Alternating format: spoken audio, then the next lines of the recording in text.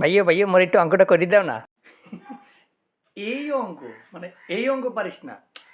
আরে এটা তো খুবই মানে সহজ অঙ্ক। এটা কিরকম অঙ্ক বুঝিস না? মানে ব্যাপারটা হচ্ছে যে মানে ওই তো এ স্কোয়ার, হ্যাঁ, মানে এ স্কোয়ারের উপরে যে হচ্ছে প্লাস, হ্যাঁ, তারপরে হচ্ছে ওই যে, আরে এটা তো সোজা, খুবই সোজা অঙ্ক।